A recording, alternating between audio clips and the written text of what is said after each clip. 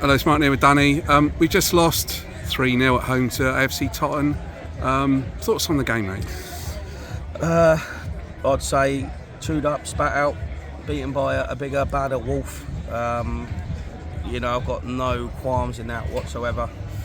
I think when I actually sit back and analyse it, all 3 goals, individual mistakes. Giving the ball away in a silly area for the first goal. The second one, 2 players trying to let the ball run out and he nipped in between them. Third goal, Clarkey with the free kick. It's just, you can't afford to give good teams, leg ups. You can't afford that. And the differences in the boxes. We had 2 chances. Tuesday had 2 chances in the first half. We didn't take one. They've taken their chances and we didn't really make them work second half. We huffed, puffed maybe a little bit, but I'm not going to sit here and say we're unlucky or this or that. We just got beaten by a far superior side today.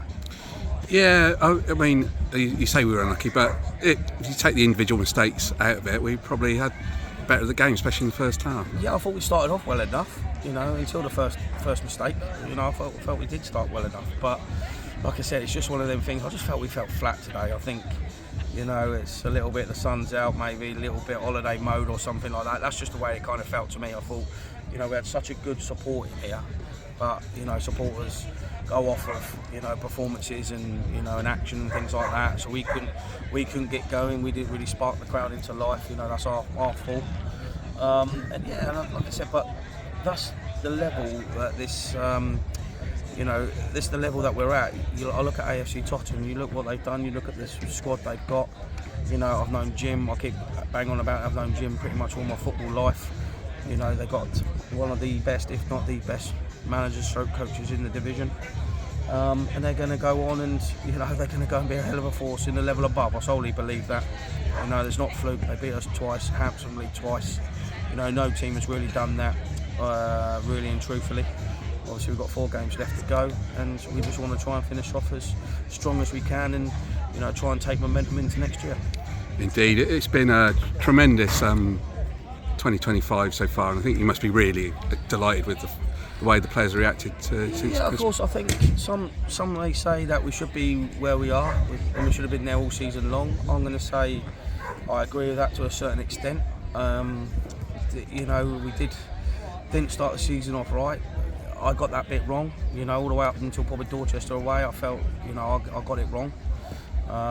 But since the turn of the year, we've been brilliant. And I'm not gonna, like I said, AFC Totton are a different animal, different beast, different level to our football club.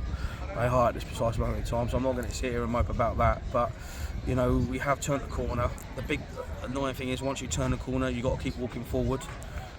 We need to, regroup and go again. This summer's going to be big important. I think we know that. The majority of players have pretty much all agreed to stay and everything. Obviously, we released 3 players that are vital to us this week. So that, to me, shows that the club, we are moving forward and, we want to try and get back to, where the club was for 8 years. But it's not going to be easy. This is a tough league. It's once again a league of have and have-nots. We are the have-nots, if I'm honest. But we're a fabulous football club that has a massive heart, fantastic fan base, fantastic committee, and like I said, we need to, make sure these last 4 games we finish as much points as we've got. Get behind everything in the summer that the football club put on, and really go and attack next season right from the first whistle. Indeed. And talking to supporters, they obviously voted for Player of the Month this week, and they voted for Carl too. So that was a really nice touch, I thought. Absolutely. He's, like I said the other day, he epitomises everything that we do.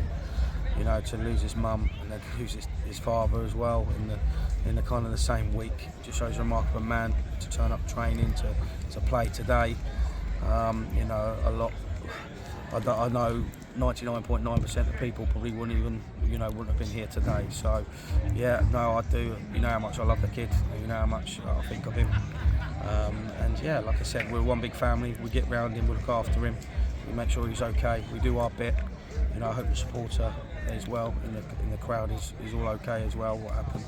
So yeah, like I said, we're one big family and we always look after our own. Indeed we do, mate. And we, as you say, we've got 4 games left, so let's try and have a great end to the season. That's what we want. Away at Marlow on Saturday. it's gonna, they're a side, like I said, that knows our change room inside out and everything like that. So yeah, no, we look forward to it. Like I say, 2 good training sessions. I always say that. That's my favourite, Danny Bingo coming out. But yeah, no, 2 good sessions, and we move on to tomorrow. Well, unlucky today, Danny, but thanks for your time as always, mate. Cheers, buddy. Thank you.